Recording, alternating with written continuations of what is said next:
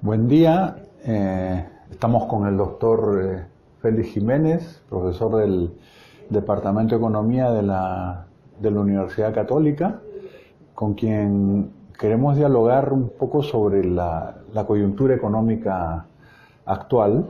Estamos justamente se ha aprobado el presupuesto de la República, dicen que se ha aumentado los recursos para educación, para salud, y que sería también un presupuesto descentralista. ¿Compartes ese punto de vista oficial? Bueno, gracias por la invitación. Efectivamente, es un presupuesto con una estructura relativamente distinta al proyecto de presupuesto que se presentó para el ejercicio anterior, ¿no? Como acaba de señalar, hay un incremento relativo en el presupuesto para estos sectores de salud, de educación, sectores sociales importantes, ¿no? Pero aún no es un presupuesto descentralista, ¿no? Yo creo que la descentralización es un tema que hay que abordarlo con seriedad, ¿no?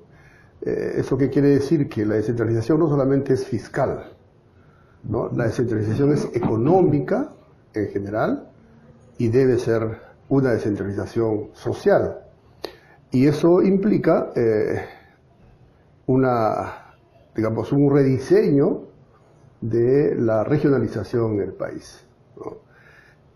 Yo creo que fue, yo no diría un error, pero en realidad no fue un cambio significativo pasar de departamentos a regiones, ¿no?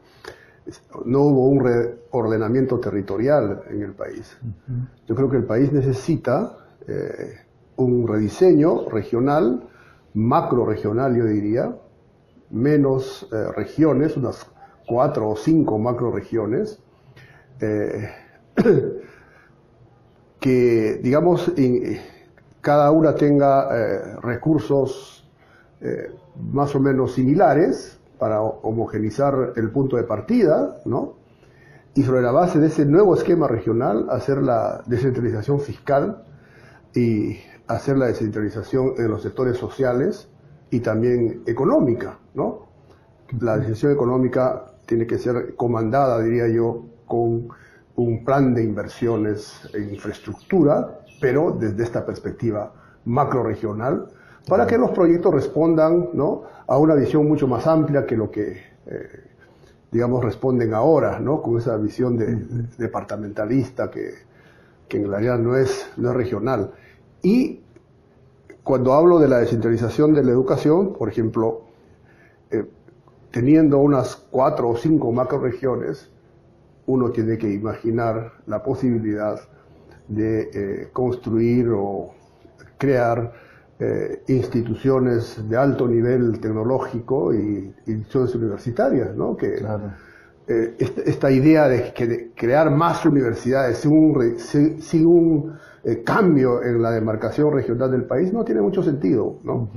Yo creo que pocas regiones, ¿no?, con recursos más o menos homogéneos, yo no digo que sean los mismos recursos, pero digamos que el punto de partida sea homogéneo, y allí imaginar, como hicieron otros países cuando empezaron su república, estoy pensando por ejemplo en Estados Unidos, universidades de alto nivel, ¿no?, en cada una de las macroregiones, e institutos tecnológicos, ¿no?, que ayuden al desarrollo. Claro, bueno, ese es uno de los temas pendientes de reforma del Estado y en el país para una estrategia de desarrollo, tú lo has escrito y es central, pero en el corto plazo tenemos el tema de la reconstrucción, que avanza también a ritmo muy lento, reduce en las metas de déficit fiscal, la inversión privada no termina de despegar, ¿no? Y lo que se le ocurre al presidente es ir al CADE a decir necesitamos un nuevo pacto, no del mensaje al país, del mensaje a los empresarios, y les ofrece en bandeja la reforma laboral. Entonces es una suerte de esperanza de un shock de confianza, entre comillas, de inversión, para lo cual les anuncia la posibilidad de recortes de los llamados sobrecostos no salariales para que inviertan. O sea, es algo que ni siquiera se atrevió a impulsar el propio Kuczynski ni gobiernos anteriores, ¿no? A ver, yo tengo otra interpretación, ¿no? Yo creo que en el tema de la reforma laboral hay, no sé si es un retroceso, pero una aclaración por parte del presidente. Ha dicho que esa reforma va a ser discutida, y creo que ya empezó la discusión, con todos los participantes o involucrados en el tema laboral. ¿Dónde están las centrales sindicales, ¿no? Están los empresarios, están los trabajadores, ¿no? Está el sector público. Y yo creo que si eso continúa, se puede abrir la posibilidad de un debate donde participen también los académicos, ¿no? O los economistas que conocen de temas laborales. Creo que ahí hay que tener algo de esperanza, ¿no? No creo que estén dadas las condiciones para una reforma laboral con la orientación neoliberal o de la que quiso impulsar Torne con el presidente Kuczynski, ¿no? Ahí hay una especie de compás de espera, ¿no es cierto? Dos, creo que hay que tomar en cuenta que el gobierno está sobrepresionado. La coyuntura por la que atraviesa nuestro país es terrible, ¿no? Por no decir otra palabra, ¿no? Hay una, digamos, evidencia de la degradación a la que ha llegado, ¿no? La democracia constitucional liberal que hemos tenido, ¿no? Una crisis moral, ¿no? que atraviesa todo el Estado, ¿no? El poder legislativo en este momento es uno de los poderes más corruptos, ¿no es cierto? Igual que el poder judicial, y la fiscalía está con una persona que está acusada, ¿no?, de varios actos ilícitos, ¿no?, y contrarios al ejercicio de una función pública, ¿no?, que tenga que ver, ¿no?, con el puesto donde está, ¿no?, que es, digamos, el ejercicio de la justicia y la aplicación clara y digamos, justa de las normas, de las leyes, ¿no? Entonces, ahí hay que tomar en cuenta esta coyuntura que debe estar presionando muchísimo en el Ejecutivo, ¿no? Con fuerzas, yo diría, retrógradas, retardatarias, que quieren que este gobierno fracase, ¿no es cierto? Y creo que hay que tener algo de esperanza con el referéndum. El referéndum puede cambiar un poco, yo no diría drásticamente, la coyuntura. Pero también en este tema hay mucha confusión, ¿no es cierto? Es lamentable leer, escuchar a gente llamada progresista, incluso gente de izquierda, ¿no?, que no se ponen de acuerdo sobre cómo van a votar en el referéndum del domingo, ¿no? Unos dicen que van a viciar los votos, ¿no?, que van a poner reforma constitucional, o sea, ese grupo está pidiendo que otros le hagan su revolución, ¿no es cierto? Otros dicen que van a votar por no a la tercera pregunta sobre la reelección, etcétera, ¿no? Hay un mosaico de respuestas que lo único que revelan es que ya no hay planteamientos ideopolíticos claros. O sea, nadie tiene claro, me refiero a estos grupos llamados progresistas de izquierda, sobre qué cambios hay que hacer y de qué naturaleza, ¿no?, en el esquema institucional para fortalecer la democracia, ¿no? No discuten, ¿no?, qué tipo de democracia se quiere. Yo he escrito varios artículos sobre este tema, ¿no?, que yo pienso en una democracia republicana, y si todos estuvieran de acuerdo en una democracia republicana, obviamente que la reelección, lo de los representantes, no tiene ningún sentido. El principio republicanista es justamente de la rotación, porque los republicanistas aspiran a una sociedad de ciudadanos, y en una sociedad de ciudadanos, cuando todos son ciudadanos, todos son politicón, o sea, son gentes, ¿no?, que hacen política en el sentido de que aplican el instrumento de la política para la justicia social, para el desarrollo del bien común, de la colectividad, de la comunidad política en la que están, ¿no es cierto? Entonces, eso no se tiene claro, o sea, es realmente increíble, y los mismos dirigentes de estos grupos llamados progresistas de izquierda hablan de clase política, o sea, hasta las categorías, la terminología, ¿no?, de la ideología liberal y neoliberal la usan, ¿no? La usan. Porque ¿qué significa clase política? Que hay un grupo de ciudadanos que no son políticos, ¿no? Y me parece un absurdo, ¿no es cierto? Entonces, repito, hay confusión y eso es lo que me preocupa. O sea, no hay un norte claro. Entonces, si a esa situación, donde no hay un norte claro, no tienen claridad esta gente de qué tipo de país quieren, qué tipo de democracia quieren, ¿no? Apoyan la reelección, o sea, no conocen que hay un principio republicanista del principio de rotación, ¿no?, para construir una sociedad de ciudadanos, etcétera. Entonces me preocupa que este efecto positivo, ¿no?, que podía provocar el referéndum, ¿no?, dependiendo del resultado, ¿no?, no sea bien aprovechado, ¿no es cierto? Y encima le están haciendo una presión al Ejecutivo que nos cerramos todas las puertas, ¿no?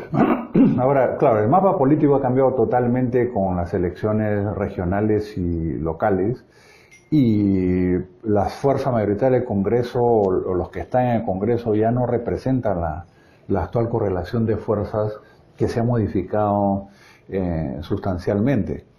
Y si bien hay avances, yo creo que los puntos planteados para el referéndum son avances.